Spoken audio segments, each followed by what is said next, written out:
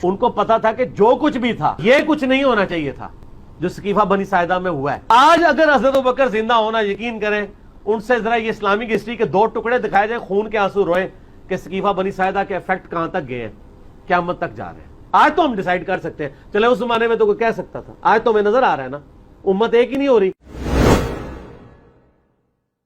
لہذا سابقون الاولون جو ہیں صلح حدیبیہ سے جو پہلے کے لوگ ہیں وہ پیٹ وہ مسلمان ہیں جن کے بارے میں ڈنکے کی چوٹ پہ رضی اللہ عنہ آیا کہ اللہ ان سے راضی. باقیوں کے بارے میں رضی اللہ عنہ کا مطلب ہے اللہ ان سے راضی ہو، ہمارے دعائیہ کلمات ہیں، وہ اللہ کے علم کے ساتھ خاص ہے. وہ آپ حیران ہوں گے جب یہ تقریباً 100 نمبر آیت آئے گی سورۃ التوبہ کی، تو اس میں اللہ تعالیٰ بتائے گا اے نبی آپ کے صحابہ کے 3 گروہ ہیں. ایک وہ ہیں جو ایمان میں سبقت لے جانے والے ہیں، دوسرے صحابہ وہ ہیں جو پکے منافق ہیں، آپ کو بھی علم نہیں ہے، اور تیسرے وہ ہیں کہ جو بس ابھی مسلمان ہیں، ابھی اللہ تعالیٰ ان کو آزمائے گا، دیکھے گا کہ ان کا ایمان قبول بھی ہوتا ہے کہ نہیں. تو یہ اسی میں آگے آتا ہے رضی اللہ عنہ. تو وہ پیش کر کے تو سب پہ لگا رہے ہوتے ہیں، سب نہیں ہے. سب اگر یہ ہوتے تو ہزاروں لوگ مولا ابو بکر رضی اللہ تعالیٰ عنہ کے ساتھ بغاوت کر دیتے، یا مسلمہ کذاب کے ساتھ مل کے جو ہے وہ جھوٹے پیغمبر کے اوپر ایمان لے آتے. وَكُلًّا وَعَدَ اللَّهُ الْحُسْنَى، لیکن نبی کی صحبت کی برکت سے الٹیمیٹلی اللہ تعالیٰ نے سب کے ساتھ اچھا وعدہ کیا ہوا ہے. یعنی نبی علیہ السلام کے اوپر جو اصحاب چاہے بالکل اینڈ پہ بھی ایمان لے کر آئے، بشرطے کہ وہ مرتے دم تک ایمان پر قائم رہے، ان کی کمزوریوں سے اللہ تعالیٰ درگزر فرما کے الٹیمیٹلی ان کے لیے اچھا انجام کرے گا، جنت والا. اور یہ صرف صحابہ کی خصوصیت نہیں ہے بلکہ پوری امت میں جس نے بھی مرتے دم تک ایمان پر قائم رہا اس کے لیے اچھا وعدہ ہے.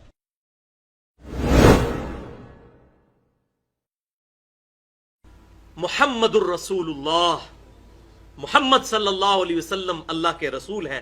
والذین معہ، اور جو ان کے ساتھی ہیں، اشداء علی الکفار، وہ کافروں پر تو بڑے سخت ہیں، رحماء بینہم، لیکن آپس میں بڑے نرم دل ہیں، ایک دوسرے کا خیال رکھنے والے. لیکن یاد رکھیے گا یہ تمام صحابہ کے بارے میں نہیں ہے، یہ صلح حدیبیہ کے موقع پر آیات نازل ہوئی ہیں. اس سے مراد بعد کے لوگ نہیں ہیں، یہ وہ 1400 صحابہ کی شان ہے. اسی لیے میں نے اوپر وہ آیت رکھی تھی کہ اللہ کس سے راضی ہوا؟ صلح حدیبیہ کے. اور انہی کے کانٹیکسٹ میں یہ آخری آیت اسی صورت کی آ رہی ہے کہ یہ وہ صحابہ ہیں.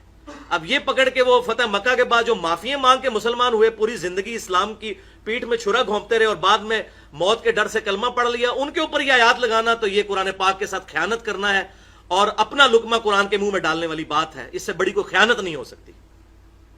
تو یہ میں نے کانٹیکسٹ کے طور پہ بتایا کہ یہ کس کے لیے، وہ 1400 صحابہ جنہوں نے اصحاب شجرہ جن کو کہا جاتا ہے.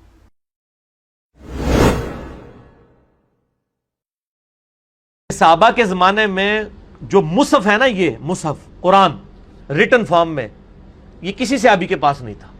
یہ چند ایک نسخے تھے جو آپ علیہ السلام نے لکھوائے تھے، سینکڑوں میں بھی نہیں تھے، درجنوں میں بھی نہیں تھے، 1 درجن سے کم نسخے تھے. تو صحابہ کرام قرآن پڑھا کرتے تھے زبانی. تو زبانی قرآن پڑھنے والوں کو اگر ثواب مل رہا ہے تو موبائل پہ پڑھنے والے کو کیوں نہیں ملے گا؟ تو 2 کام کر رہا ہے کہ زبانی بھی پڑھ رہا ہے اور حروف بھی دیکھ رہا ہے. باقی جو آپ نے تیسرا ثواب نکالنا ہے کہ جی وہ قرآن چونکہ جب تک مصحف ہاتھ میں پکڑا ہوگا، یہ پکڑنے کا ثواب الگ سے ہے، یہ تیسرا ثواب ہے. اس کو پکڑ کے رکھیں، یہ ایک ثواب ہے، اس کے الفاظ کو دیکھیں، یہ دوسرا ثواب ہے، اور پڑھنا تیسرا ہے. تو 2 ثواب تو مل رہے ہیں ان کو جو موبائل پہ پڑھ رہے ہیں. صحابہ کو تو 1 ثواب ملتا تھا، وہ زبانی پڑھتے تھے. موبائل پہ پڑھنے والے کو 2 ثواب مل رہے ہیں، وہ دیکھ رہے الفاظ اور پڑھ بھی رہے. پکڑنے والا آپ کی نظر میں نہیں ہے نا، چلے ہم وہ مان لیتے ہیں آپ کو خوش کرنے کے لیے، لیکن پھر بھی صحابہ سے زیادہ ثواب مل رہا ہے عام بندے کو، کیونکہ الفاظ دیکھ بھی رہے اور پڑھ بھی رہے. اے پھکی جے انجینئرنگ کریں گے تواڈے نال، اللہ دے فضل نال ایسی انجینئرنگ ہوئے گی کہ بھول جاؤ گے سب کچھ. تو آج کے دور میں جو موبائل سے دیکھ کے پڑھ رہا ہے اس کو صحابہ کرام جو زبانی پڑھتے تھے اس سے زیادہ ثواب ہے، اگر ان کے وہ لیول اور نیت بھی اس لیول کی ہو. وہ ایک علیحدہ سے بات ہے، اس میں نہیں ہم پڑھ رہے. میں اوورال گنتی کی بات کر رہا ہوں کہ ایک بندہ دیکھ رہا ہے اور ساتھ پڑھ بھی رہا ہے، یہ ڈبل ثواب ہے. اور ایک بندہ صرف زبانی پڑھا، صحابہ تو زبانی پڑھتے تھے.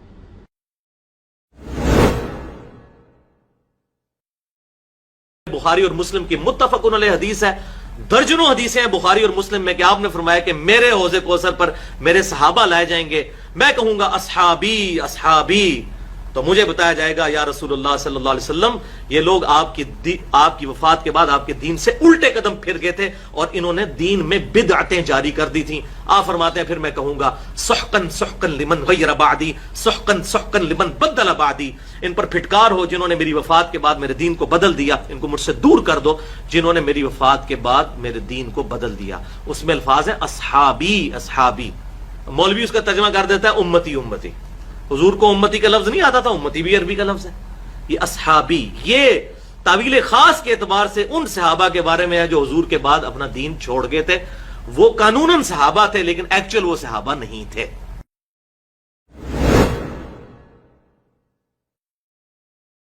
پھر ہم کہتے ہیں یہ بتاؤ کہ جنہوں نے حضرت علی ابن ابی طالب جو واقعی امام بھی تھے اور خلیفہ راشد بھی تھے ان کی بیعت نہیں کی, وہ جاہلیت کی موت ہی مرے ہیں نا, نہ علی ٹھوس ہو جان گے.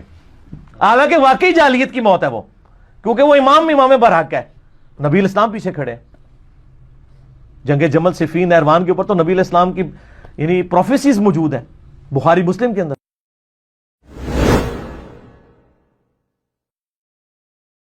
آپ دیکھیں نبی صلی اللہ علیہ وسلم نے جو دعوت کھڑی کی تھی کتنی آپ نے تزکیہ کیا ہے, لیکن 30 سال کے بعد جب اس دعوت کے اندر دراڑیں ڈلی ہیں, کس بنیاد پہ ڈلی ہیں؟ مال کے فتنے کی وجہ سے. بخاری مسلم کی حدیث ہے, مجھے یہ خطرہ نہیں ہے کہ تم میرے بعد شرک میں مبتلا ہوگے, جو آپ کا آخری خطبوں میں سے خطبہ ہے جو غزوہ احد کے شہداء پہ آپ نے دیا تھا. البتہ مجھے ڈر ہے کہ تم دنیا کی محبت میں ایک دوسرے کو قتل کرو گے, پھر اسی طریقے سے تباہ و برباد ہو جاؤ گے جس طرح اگلے لوگ. تو دنیا کی محبت میں مال, منصب, وجاہت یہ سب کچھ آتی ہیں. تو اسی کی وجہ سے سارا یہ بنو امیہ بنو عباس کے جو یہ سارے معاملات ہیں کہ ایک باپ جو ہے مطلب اس کو بیٹا قتل کروا دیتا تھا, 3 بیٹے ہیں تو وہ ایک جو ہے باقی 2 بھائیوں کو قتل کروا دیتا تھا. یہی کچھ چلتا رہے تو سب کچھ اسی کے لیے ہوا نا.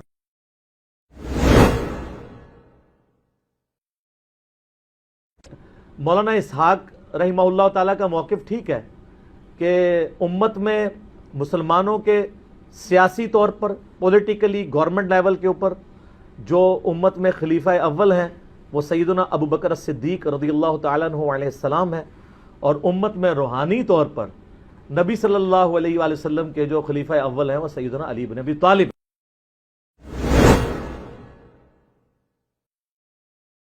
آپ نے تلاوت کر کے کہا کہ میرے صحابہ کیا تم میرا حق ولایت یا حق سرپرستی اپنے اوپر تسلیم کرتے ہو؟ تو آپ نے پھر فرمایا من کنت مولا ہوں, پھر جس کا سرپرست اور آقا اور مولا میں ہوں فعلی مولا ہوں, پھر علی بھی اس کا مولا ہے.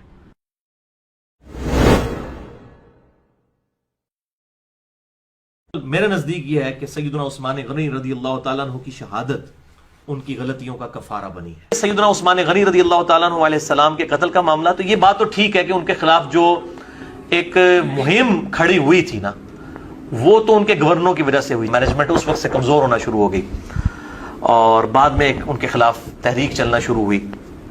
ظاہر ہے اس میں صحابہ تابعین سب شامل تھے, اور عبداللہ بن سبا کے اوپر ڈالتے ہیں یہ بالکل جھوٹ بولتے ہیں کہ جی عبداللہ بن سبا تھا جس نے, ایک عبداللہ بن سبا نے 40-50 ہزار صحابہ کی مت مار دی, نعوذ باللہ من ذالک. وہ بیوقوف تھے, اتنے سمجھدار لوگ تھے, یہ پالیسیز تھیں جن کا ریونج پھر سامنے آیا. کوئی عبداللہ بن سبا والا رولا نہیں.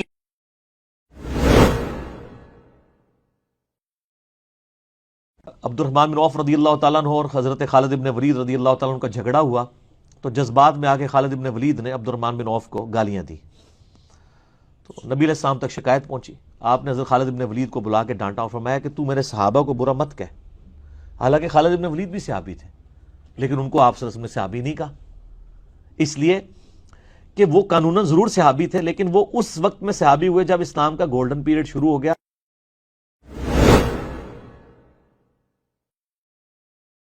یہ لعنت کرنا تے معاویہ دی جڑا جاری کردہ جڑا ہے وہ طریقہ ہے, اور میں اس کو بدعت کہنے میں بھی کوئی اور محسوس نہیں کروں گا.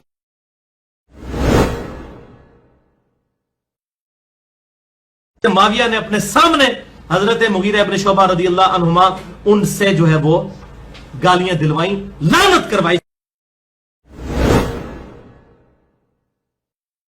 معاویہ بن ابی سفیان, مغیرہ ابن شعبہ, عمر ابن عاص, بسر بن ارطاح رضی اللہ عنہم اجمعین کو اس حوالے سے صرف عزت کرتا ہوں کہ وہ اصحاب ہیں, باقی جو ان کے اعمال ہیں وہ اللہ کو خود جواب دہ ہے. میں لعنت کا قائل نہیں ہوں لیکن ڈنکے کی چوٹ پہ بخاری و مسلم کے حدیث کی روشنی میں ان کی غلطیاں بیان کرتا ہوں، جو غلطیاں الحمدللہ میں نے نہیں ہے، نبی صلی اللہ علیہ وسلم نے پہلی پریڈکشن کی تھی کہ انہوں نے امت کا کم پاڑ. اس میں سے ایک ڈیمانڈ یہ تھی کہ میرے بیٹے معاویہ کو اپنا منشی رکھ لیں. یہ کاتب وحی کہتے ہیں، اینج رکھایا گیا جائے منشی رکھ لیں، آپ کے لیے کتابت کر دے گا، یہ لکھنا پڑھنا جانتا ہے. یہ ابو سفیان کی دل جوئی کے لیے آپ نے کیا. اور بھائی جی جو بندے سفارشی بھرتی ہوئے ہیں، یہ اسی لینگویج ہے، سفارشی، پازیٹیو سفارش کی بات کر رہا ہوں. اینج پائی جی ہوئی ہے بھرتی، یعنی کاتب وحی ہونا اگر کوئی ٹائٹل ہے اور اس ٹائٹل سے کوئی فائدہ ہونا ہوتا تو اس شخص کو.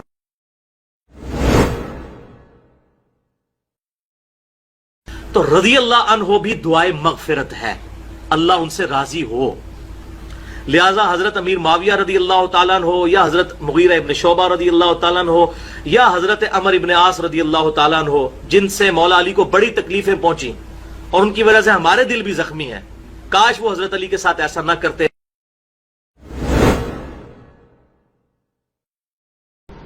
معاویہ کی خاکناک آلود ہو، اللہ کی لعنت ہو ان پر جنہوں نے بغض علی کی وجہ سے رسول اللہ کی سنت کو چھوڑ دیا. اللہ کی لعنت ہو ان پر جنہوں نے بغض علی کی وجہ سے رسول اللہ کی سنت کو چھوڑ دیا. یہ ابن عباس نے لعنت بھیجی. آپ حیران ہوں گے کہ یہ ناسبیت اس زمانے میں بھی کس طرح گھس چکی تھی. یہ ترمذی میرے ہاتھوں میں ہے، اوریجنل جے پی جی آپ کو لگا دیں گے. 3734 میں جب یہ حدیث ابن عباس کہتے ہیں نا کہ سب سے پہلا شخص جس نے نبی علیہ السلام کے ساتھ نماز پڑھی وہ علی ہے، اس کے اوپر آگے کامنٹس ہیں امام ترمذی کے. وہ کہتے ہیں بعض محدثین کا کہنا ہے کہ مردوں میں سب سے پہلے اسلام لانے والے ابو بکر ہیں، حضرت علی 8 برس کی عمر میں مسلمان ہوئے اور عورتوں میں سب سے پہلے حضرت ختیجہ لائیں ایمان. اوپر لکھ رہے ہیں صحابی کا قول اور آگے لکھ رہے ہیں بعض بابوں نے فرما دیا. ابن عباس کہہ رہے ہیں کہ پہلا شخص جس نے نبی علیہ السلام کے ساتھ نماز پڑھی وہ حضرت علی ہے، اور آگے امام ترمذی کا لکھ رہے ہیں. لیکن بزرگ فرماتے ہیں، حضرات فرماتے ہیں، فرقہ وارانہ جو بیماری ہے چاہے پرانے بابوں میں ہو یا نئے بابوں میں، چاہے سلف میں ہو یا خلف میں، فرقہ واری تو فرقہ واری. حدیث ہے ترمذی کی 3735، اس میں آپ دیکھیں کتنی خطرناک بات آ رہی ہے. تو ابراہیم نخعی تابعی ہے، اور تابعی بھی جونیئر تابعی ہے، سینئر تابعین میں بھی نہیں آتا. وہ فوراً کہتا ہے، عمر کہتے ہیں کہ ابراہیم نخعی نے میری اس بات کا انکار کر دیا اور کہا نہیں، سب سے پہلے تو ابو بکر ہی مان لائے تھے. اور تنوں کوئی پوچھے تو ابو بکر کا زمانہ پایا، تو عمر کا بھی زمانہ پایا. اور آپ یہ میں آپ کو بتا رہا ہوں کہ آل امیہ میں کس قدر بغض اہل بیت انہوں نے گھول دیا تھا.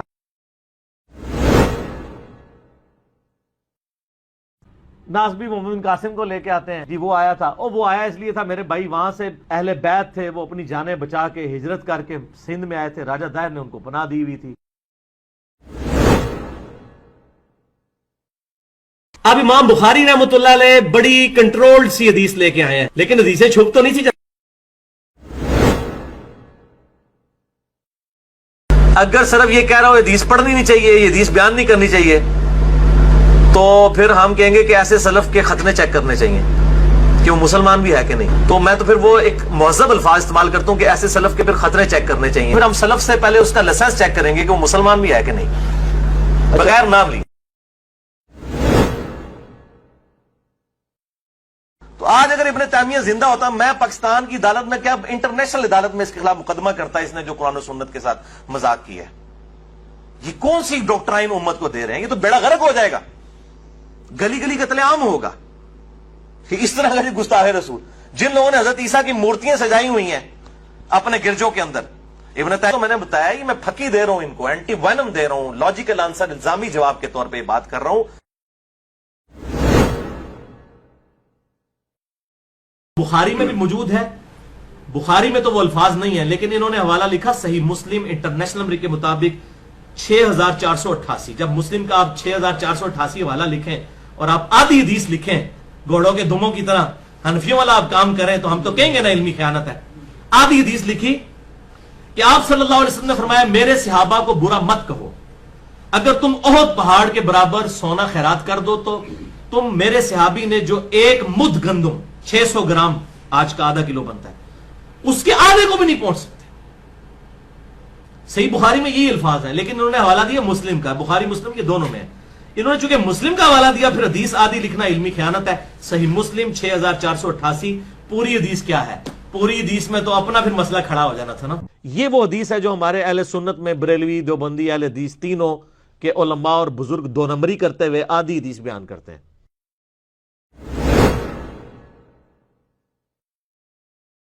اب کافر ہیں تو کون سے کافر ہیں؟ کیا وہ اہل کتاب کافر ہیں یا بت پرست کافر ہیں؟ بت پرست تو نہیں ہے۔ اچھا، اب اہل کتاب پہ آ جائیں۔ اہل کتاب جو آپ کے نبی کو جھوٹا مانتے ہیں، نعوذ باللہ، اور جو ان کی کتابیں جو تورات اور انجیل ہیں ان کو ٹیمپرڈ فارم میں مانتے ہیں، ان کا سٹیٹس یہ ہے، ان کی عورتوں کے ساتھ نکاح، ان کا ذبیحہ بھی حلال ہے۔ اب ذرا قادیانیوں کی طرف آ جائیں۔ قادیانی آپ کے نبی کو جھوٹا نہیں مانتے، وہ ان کو نبی مانتے ہیں، اس کے بعد انہوں نے ایک ڈھکوسلے پہ مبنی جھوٹی نبوت کلیم کر لی ہے۔ یہ ایک چیز ان کو یہود و نصارہ سے بہتر کر دیتی ہے۔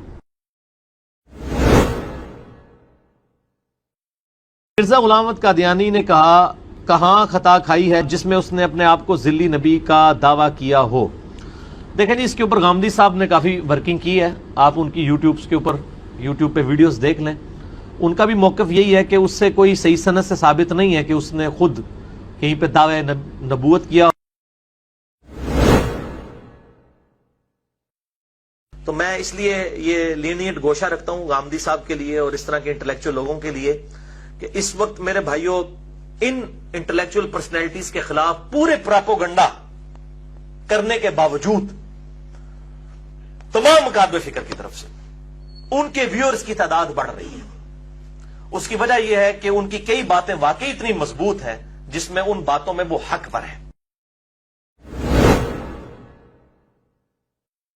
اسی کے بارے میں میرا موقف ڈھیلا ہے، اس لیے میں سکوت اختیار کرتا ہوں۔ میں اس میں صرف کہوں گا کہ آپ غامدی صاحب کا جو موقف ہے نا میوزک کے بارے میں وہ دیکھ لیں، وہ ٹھیک ہے، میں ٹھیک غلط نہیں کہہ رہا، آپ دیکھ لیں۔ اور میری الحمدللہ شروع سے عادت ہے جس فیلڈ میں ایکسپرٹیز ہے میں اسی کو ریکمینڈ کرتا ہوں۔ اگر یعنی جدید مسائل کے اوپر بات ہوگی تو میں آپ کو یعنی یوسف القرضاوی کی طرف ریفر کروں گا، جاوید احمد غامدی صاحب کی طرف ریفر کروں گا۔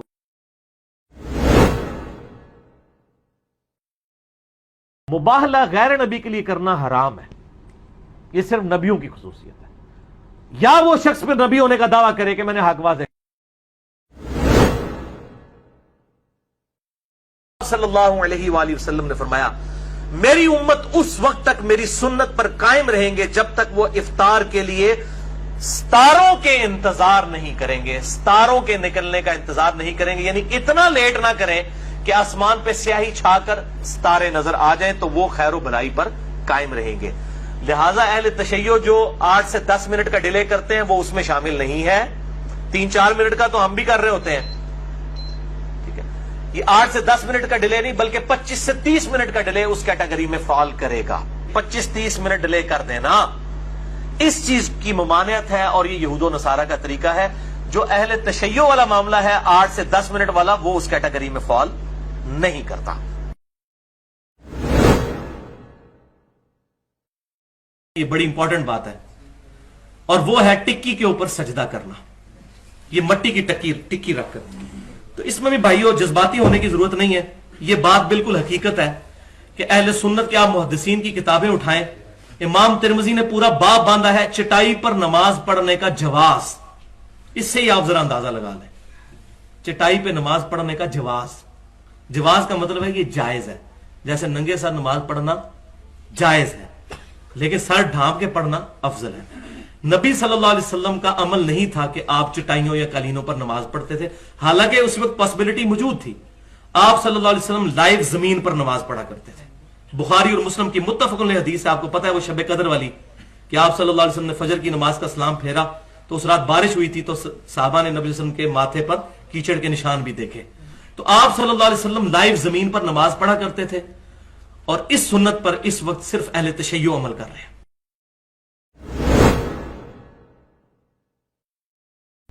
اور ترتیب میں ویسے تو یہ شیعہ کو کہتے ہیں نا، وہ بھی جھوٹ بولا، ویسے شیعہ پہلے پاؤں دھوتے ہیں، شیعہ پاؤں پہلے نہیں دھوتے ہیں، وہ ویسے مٹی صاف کر رہے ہوتے ہیں، وہ بھی چہرے سے ہی وضو شروع کرتے ہیں، پاؤں پہ اینڈ پہ مسح کرتے ہیں۔ وہ تو میں نے بتایا مصنف ابن ابی شیبہ میں اکرمہ جو تھے ابن عباس کے شاگرد، وہ بھی پاؤں پہ مسح کے قائل تھے۔ تو اسی جراباں دے مسح دی گل کر رہے ہو، اسی بغیر جراباں دے بھی مسح دے قائل ہاں، ٹھیک ہے۔